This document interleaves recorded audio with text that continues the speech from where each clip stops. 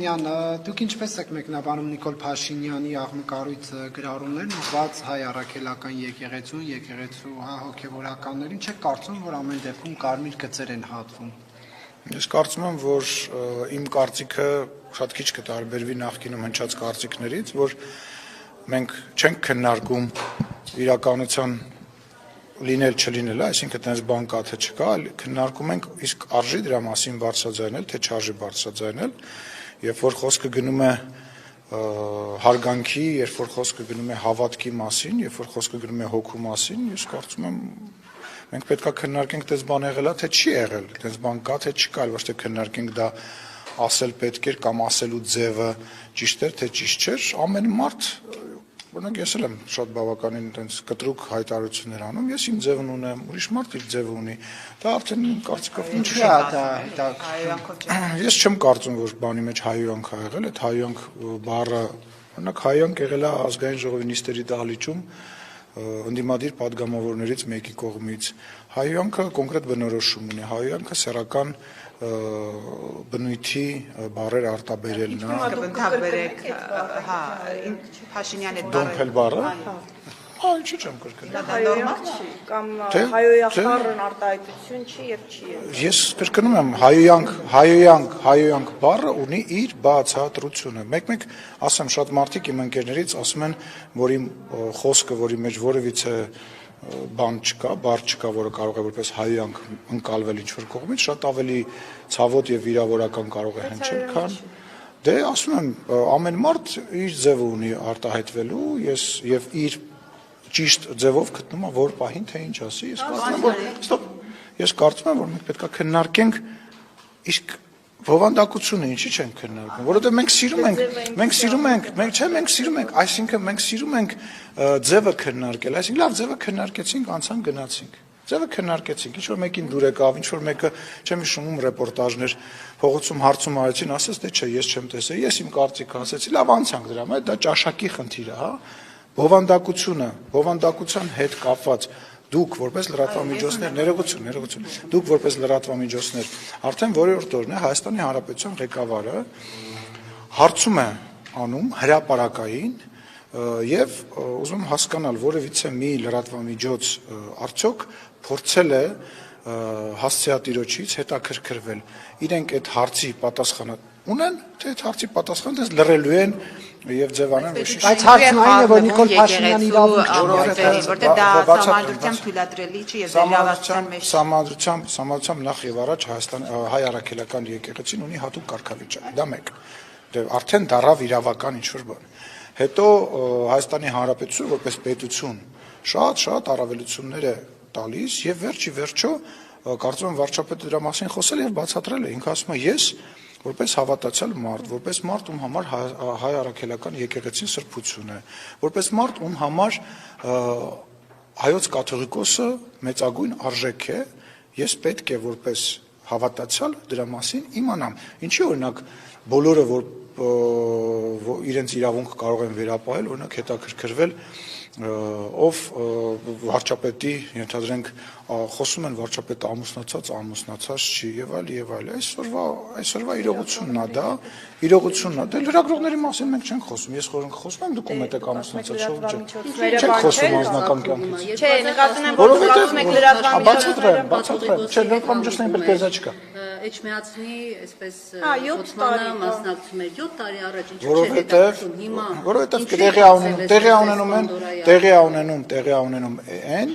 ինչի մասին ես բազմիցս ասել եմ անցնում են հակառակ կողմը անցնում է գծեր եւ երբ որ դու օրինակ ազգային ժողովի նիստերում դահլիճում խոսում ես կոռուպցիայից եւ փորձում ես իշխանությանը մեղադրել կոռուպցիայի մասին իշխանական падգամավորը խոսում է ասում է բայց չէ որ դուք այսքան միլիոնի փող եք թալանել եւ պատասխան է տալիս երբ որ դու մտնում ես ինչ որ մեկի անձնական կյանքի մեջ մարդիկ նույն ձևի այսինքն այդ հետևել թե տեսեք էլի մենք փոխանակ նյութով զբաղվենք հետևում ենք արժի տենց ասել թե չարժի ասել իհարկե ամեն մեկը իր համար իր գիծը գծում է հիմա ես ասում եմ որ Բովանդակությունը։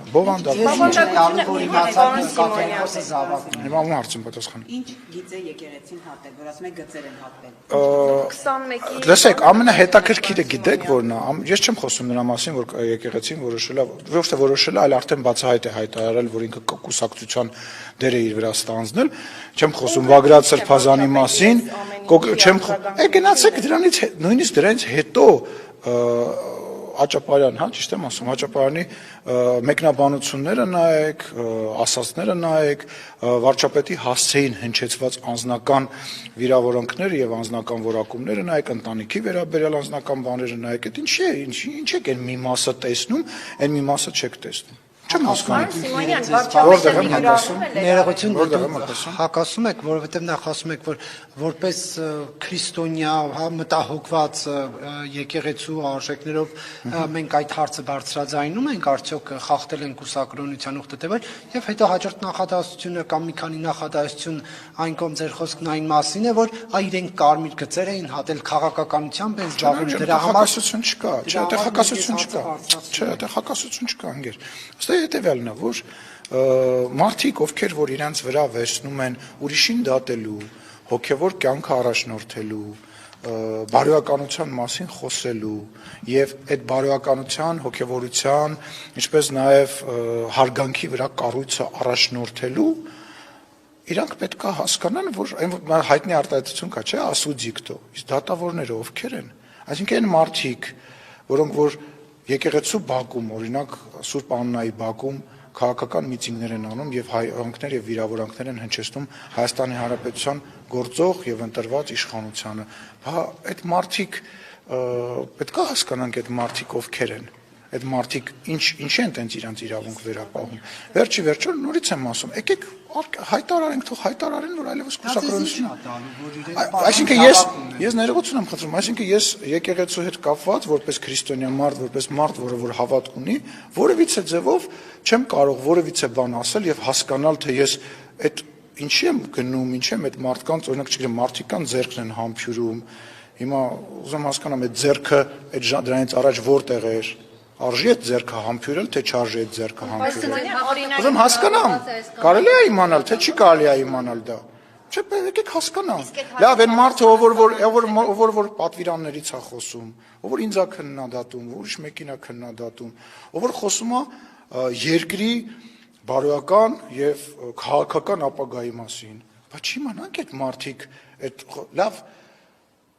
ոնց հալնում, որ ուրիշներին կարելի է, մյուսներին չի Ճիշտ եմ կարելի։ հասկանում, եթե նրանք վարչապետի հրաժարականը չպահանջեն, Ես իշխանությանը չքննադատեն, դուք այս Նարեկ ջան, հարցը այդ երբ էին պահանջել։ 2020, չէ, 21-ին չէ, ավելի շուտ, պատերազմից հետո։ Հիմա որ թիվն է։ Բա հիմա ինչ եղավ։ 26 թիվն է, չէ։ Հիմա ինչ եղավ, պարոն Սիմոնյան։ Ասացի արդեն, Շորիկ ջան, քանի Դե դուք անգամ ասում եք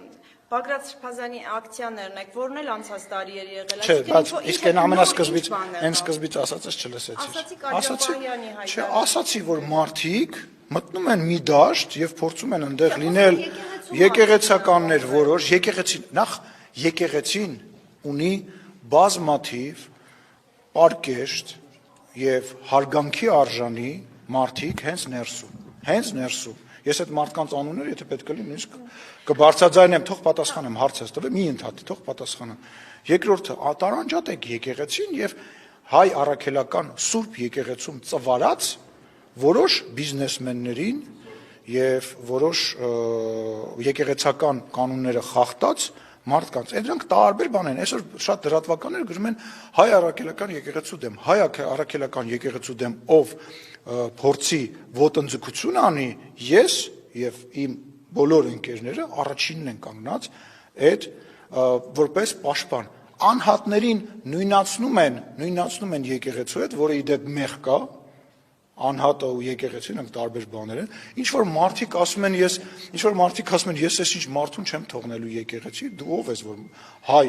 առաքելական եկեղեցու հետևորդին չթողես, մտնի ինքը եկեղեցի։ Դու ծառայես։ Իրանք սուս մնա, չկգնամ հենց հիմա, եթե մյուս անգամ ընդհատեցիր։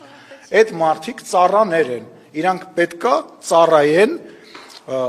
այն մարդկանց, ովքեր որ հավատացել, իրանք ծառայեն, ծառայից բացի իրանք ոչ մեկ են անկախ նրանից թե հաշիվներին ինչքան փող ունեն, Երևանի կենտրոնում մեջ միացնում ինչքան գույք ունեն։ Իշխանության մասին շատ բան են ասում։ Այսօր իշխանության դեմ մի այլ կարգի պատերազմ է գնում, այդ պատերազմը հիբրիդային ավելի է շատանալու։